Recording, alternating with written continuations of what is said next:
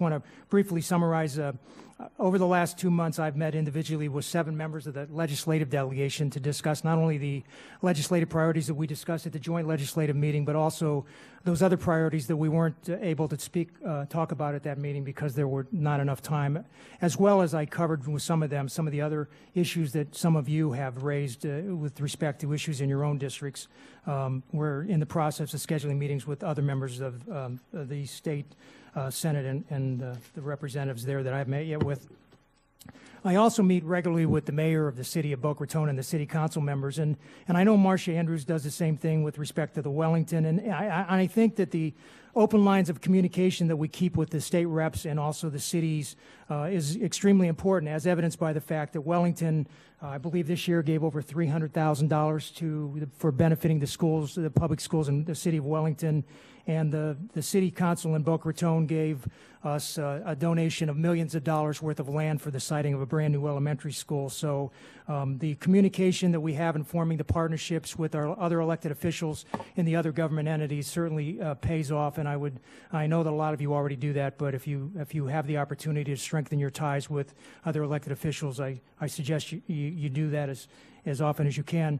I also have met with 2 of the county commissioners. There's 5 more that are being scheduled. There's 2 issues that I've discussed with them. One is the need for the county commission to start requiring developers to set aside land for us.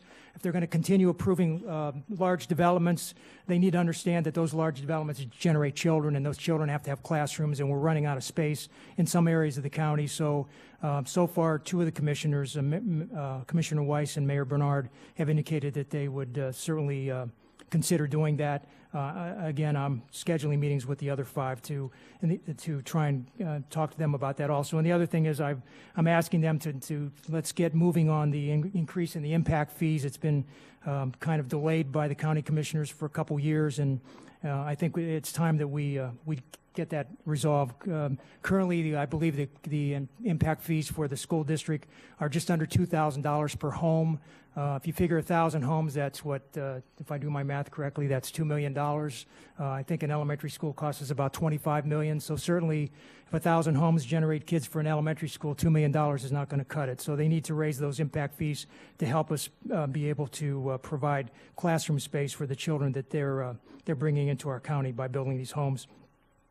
And finally, at the suggestion of our Chief of Staff, Mrs. Schuyler, the board office is in process of scheduling a meeting for me with the new supervisor of elections, Wendy Sartari-Link. Since the supervisor needs to use our schools as polling sites, I believe an open line of communication between the board and the supervisor is extremely important. And finally, in the near future, Superintendent and I will be traveling to Tallahassee to garner support for Senate Bill 294 and House Bill 889 filed by Senator Monfort and Representative Buchanan, respectively. These companion bills are important pieces of legislation that would alleviate the district of future issues with the Ed Plant Survey, cost per student station, and capital outlay for construction.